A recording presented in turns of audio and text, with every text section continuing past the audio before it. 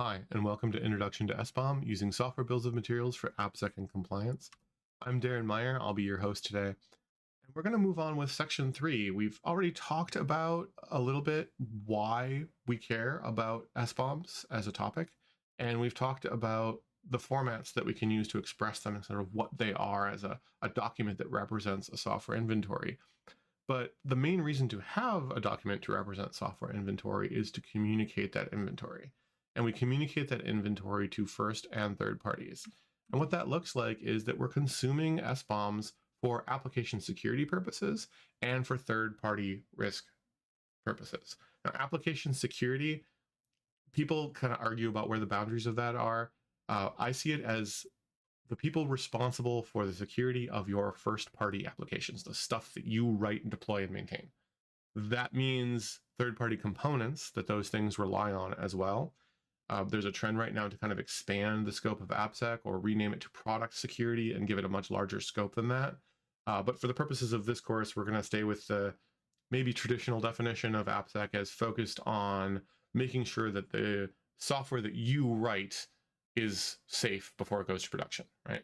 So it usually falls on that team to be generating SBOMs and keeping track of the software inventory, or at least most of the software inventory.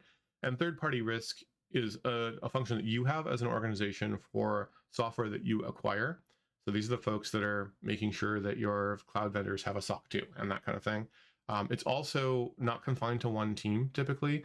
You'll also have operational security teams, sometimes called IT security, that do things like make sure that things that are going to be deployed meet their requirements, including security requirements, but not limited to them.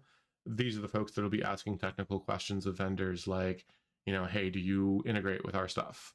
Do you work on the version of Linux that we use? Do you work with the database systems that we use? Those kinds of environmental and security and general risk management questions. And your customers have those too. So, ask any of your sales team, if you are selling something for which software is a component, they have interacted with the third-party software risk process at some level where they've had to fill out the questionnaires and they've had to answer the questions about, is this software that your customers are considering buying safe enough, low risk enough for us as a customer to buy from you, right? So that implies a couple of different audiences. And that's kind of an important concept that gets missed a lot when people are talking about SBOMs as a topic is, we got to step back and SBOM is the goal. Communicating your inventory is the goal. So communicating your inventory looks different for internal and external folks. So here's what I mean by that. For first-party consumers, like people inside your organization, most of the time, they're not interested in consuming an SBOM document. Sometimes it works that way. In the vast majority of organizations, they're going to use your software inventory directly. And remember that your SBOM represents a part of your inventory at a particular point in time. But as a first-party consumer, I probably need more than that. And I'm usually trying to ask and answer a very specific question. So I'm not trying to say, hey, what is my software inventory so I can go look at it. I'm trying to say things like, as an AppSec team, hey, Log4j is in the news. Where do I have Log4j in my organization? All right, so I'm asking different questions than people who are looking at SBOMs are typically asking. There are a couple exceptions to this, though.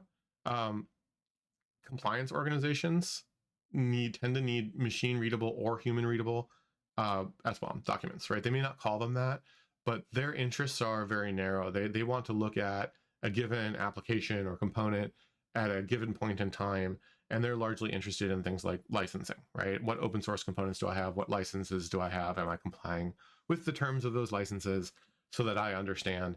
If there's regulatory compliance, they might need to be able to forward an SBOM in machine readable format to a regulator or to a proper auditor, right? Your internal compliance team, not always auditors, typically not auditors. And so they're not going to go into where your inventory is maintained, which in mature orgs is usually a software composition analysis or SCA tool that scans all of your first-party code and looks at what third-party components does it have and kind of generates and maintains the inventory automatically as developers work. That's not going to work for a compliance organization in a lot of cases. They're just not set up to consume that kind of data or to pose questions like that. there's not willingness or money or staffing or time to go learn how to use an SCA tool. So they're going to ask AppSec, hey, we need a report. So they're going to get an SBOM in some format.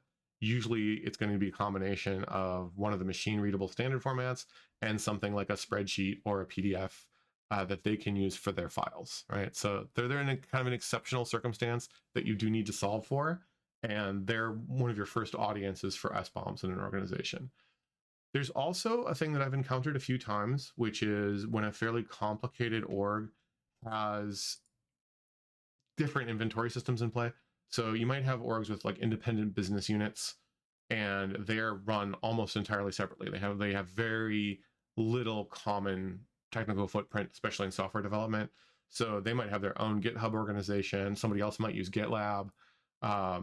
They might have their own SCA tools. They might maintain their own software inventory.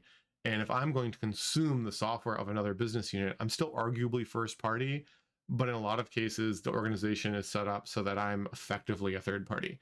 I'm a third party with some special privileges, but I'm still a third party. They're not going to give me access to their inventory directly, but they'll generate an SBOM for me to add to my software inventory for the parts of it I'm going to consume. That's another place that SBOMs can start to add value to data sharing, and AppSec programs is start getting on top of those things between business units and complex orgs. And in any case, though, most of these things are kind of full transparency mode. In most orgs, first-party consumers are allowed to see everything.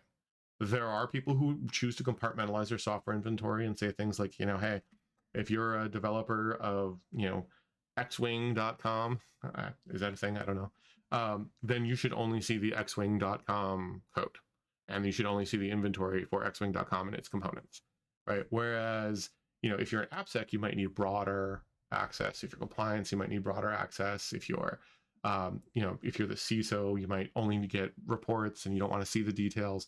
So there are organizations that back off a little bit on the transparency, but it generally is compartmentalized by component. So if you have access to information about a component, you have access to all of that information.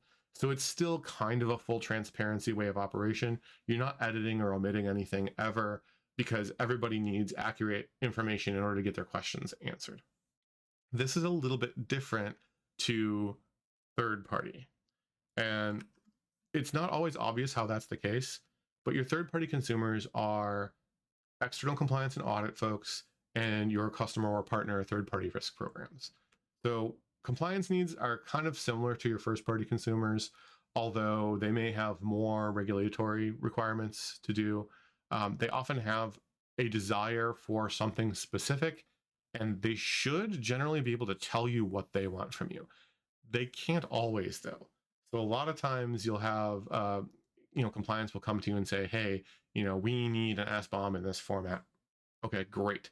But you'll also have compliance folks who say, hey, there's a requirement for a software bill of materials, or hey, we need to know all of the third-party components that you have, and they don't use the SBOM term, or they don't use the inventory term, but they're still asking for it. And you say, great, I can give you a Cyclone DX file. And they go, I don't know what that is. So sometimes you do have to have a negotiation with your compliance and audit teams about what am I giving to you and what data do you actually need. I may not want to go full transparency with compliance and auditor. I want to make sure that I'm responsive to their requests in the scope they're asking for. If I give them too much information, if I give them more than they require, I may end up putting things into a compliance scope that I don't need to be there. And that creates more compliance costs for me. That creates more churn and more effort.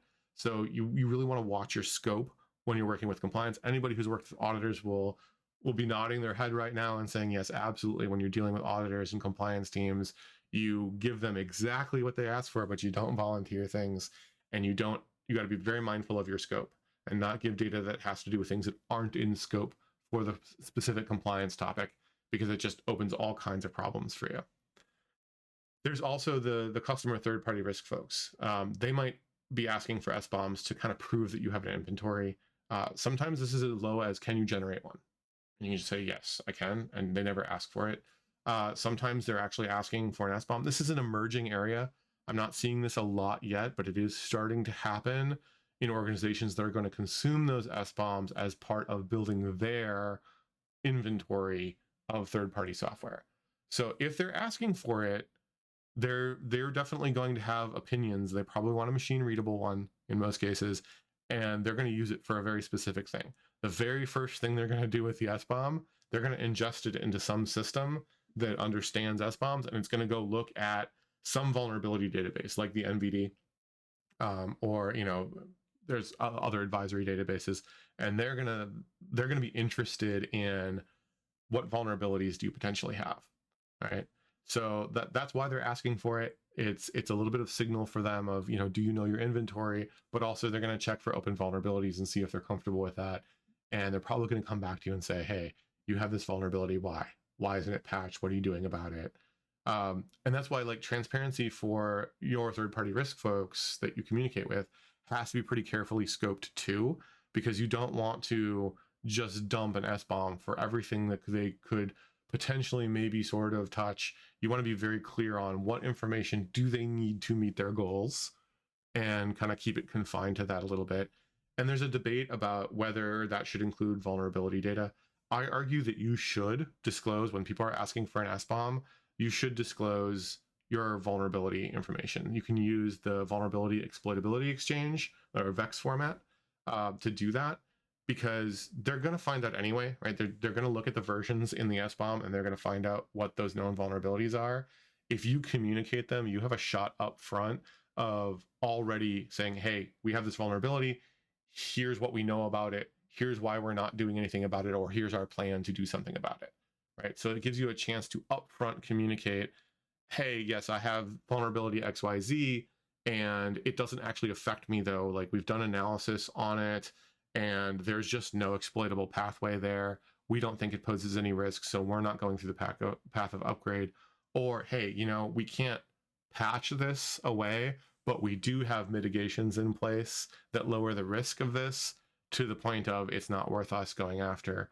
Or, we dispute that this is a real vulnerability that poses real risk, right? You can put that analysis up front, and that looks very good to a competent third-party risk organization, because it sends the message that you know what you're doing and you're being thoughtful and mindful about your vulnerability management program.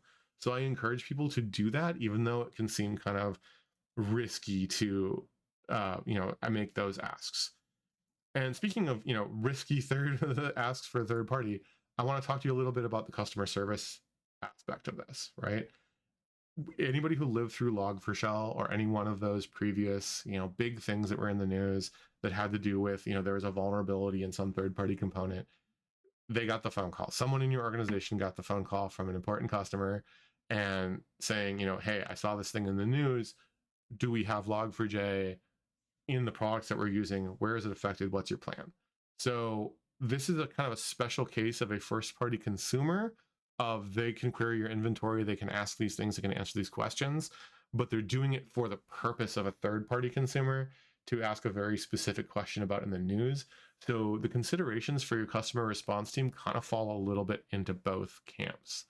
And you'll understand why that is when you start to think of the times when your org is a third party and how you would want to consume SBOM data and inventory data from people who are providing you with software when you're the customer, right? So I want to talk a little bit about that in detail, because it's something that a lot of times when people start thinking about SBOMs, the focus is on production and not, hey, can we consume these? Are they of value to us? And I think there's a lot of kind of a gut feel in AppSec and product security teams of, yeah, I don't care, right? That's the third-party risk team's program. Well, help them, right? Enable them. So consuming an SBOM is a way that you can have your inventory be complete. If you have a systematic way to consume SBOMs and you're able to ask your vendors for SBOMs for everything that you adopt or acquire, especially for commercial off-the-shelf or COTS software, this is a very, very useful way to get data about those components and their risks into your inventory so you can make risk decisions. This helps out your third-party risk team dramatically, even if they're not mature enough to ask themselves. So this can also be applied to open source applications. Now, with open source applications, you can sort of scan them and find out what their components are. But in some cases, if an application is producing an SBOM as a matter of course, it's easier and less expensive for you to consume the SBOM they produce than to recreate it yourself. Right? And being able to do this, if you can do this systematically, it helps your organization be self-service for things like that log4j question. Do you want to call your vendor and say, where do we have log4j, and trust their answer when they're under the gun because there's a risk? Or do you want to just look up their product in your inventory because you've ingested their SBOM and say, hey, do we have log4j in any of our third-party software? And then you'll know, here's all the places where I'm at least potentially affected. Then those vendors you're calling and like, hey, you guys theoretically have this thing. What are you doing about it? What's your strategy? That's a better use of everybody's time than do you have this? Go do the research, right? It also kind of gives you confidence, by the way, that if an organization can respond to your request for an SBOM, they probably have a way of getting an inventory. So when there is one of these, a CVE hits the news, there's a big vulnerability that's been released, you have a little bit more confidence that the org can quickly find out where they're affected, if they don't know as a matter of course. So their response time is going to be lower because they already have a system for getting an accurate inventory and finding out where they're affected. It may not be perfect. It's certainly not the only indicator of whether they can do a good job, but if they can't, it should be a little concerning. And this lets you compare risks for similar applications too, within some limits, right? People can lie and so on, but if I'm considering two different things and I can get the SBOMs for them, one of the factors I can do in considering which of these is a better choice for my organization is to be able to say, hey, on one hand, with this SBOM data, I look at and I say everything's reasonably up to date. They don't have a lot of open vulnerabilities. The ones that they have open vulnerabilities for, we've had a conversation, they have pretty good answers for it. As opposed to this one over here that's got a ton of vulnerabilities, they don't have good answers, or there's some other kind of red flag that makes me go, hey, if I'm going to go with that one and adopt this risk into my organization, it better be a lot more valuable to my company, right? If the risk goes up, the value I'm getting out of it has to go up. And it allows you to have those risk conversations as part of the software acquisition process and not just rely on, oh, they have a SOC 2 and that's the end of the story, right? So it lets you do your homework and make valuable comparisons. So I really encourage for people to ask or require SBOMs from your vendors, not only because it adds these capabilities, but because how people respond to it can give you a couple of insightful red flags, right? So if you hear that's proprietary or that's sensitive or that's confidential from your vendor, that's a red flag. Now I want to put a little asterisk on there. If people don't want to tell you at all what their software is made of, that would concern me. My guess is they can't tell you, and that's the part that worries me. Why would someone want to hide from a potential customer like what open source components and things they're using? Now, that said, I don't consider a red flag if the way they're saying this is, yes, we're happy to provide that for you. We need to have an NDA in place.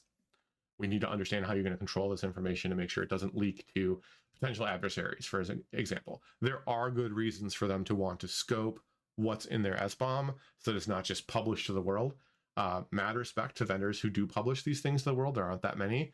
Proton is a great example of an organization that publishes SBOMs for key components so that you can know that you can trust them, that everyone can just check it. That's mad respect for that. Not everybody's in a position to do that. But if they're saying they can't or won't share it with you because it's confidential, that should be a red flag. They're probably covering for an inability to know what's in their inventory. Give us a few days is a little bit of a red flag too. And again, red flag doesn't mean a disqualifier. It just means something that should raise an eyebrow and you should look into. It shouldn't take days to generate an SBOM. If they are routinely maintaining an inventory of their software, which they have to do to have a vulnerability management program, then it shouldn't take them a few days to generate a document that represents that inventory, right? This shouldn't be a thing that takes a lot of effort for anyone to generate. So give us a few days should be concerning to you because you might be the first person who's ever asked, and this might be the first time they're ever generating an SBOM. It might be the first time they're doing inventory work. So I would definitely want to, if this is something critical to my organization, I would definitely want to explore why does it take you a few days to let me know what's in your software and let me know what risks that I might be adopting into my environment, right? Now, this isn't super high signal. I don't want to send the message that any vendor who doesn't give you an SBOM is terrible and their software is obviously insecure. I know there are vendors out there saying that. I don't think that's true at this point. It's not super strong signal as in if you can't do this, you shouldn't do business with them, partly because this whole process is imperfect. you have to trust the people who are producing the SBOM and providing it to you, and they can just outright lie. They can make mistakes. They can send you the wrong version of things, right? There's some maturity in the SBOM environment that we don't have yet. People are building solutions to these with signed SBOMs and things like that. But right now, you don't have a lot of recourse if somebody gives you an inaccurate SBOM. So there is a degree of trust that you have in the document itself anyway, where you might not be getting complete and accurate information, right? The tool they're using might not be very good. You don't know. It might not be malice, right? But it could be. It could also just be them outright lying to you, and you don't really have a way to know until something bad happens, or you get some kind of neutral third party to audit these things for you. So don't place too high of a value on it, but I do think that there's a lot of value in kind of the red flag hunting and the ability to compare things and keep an inventory for future incident response capabilities. Speaking of keeping an inventory, that is going to be the topic of our next course. We're going to talk about creating and managing your software inventory. So if you don't have one already, or if you're not confident in its accuracy and completeness, where do you go? How do you get started? How do you do those things? But for this session, have a great day.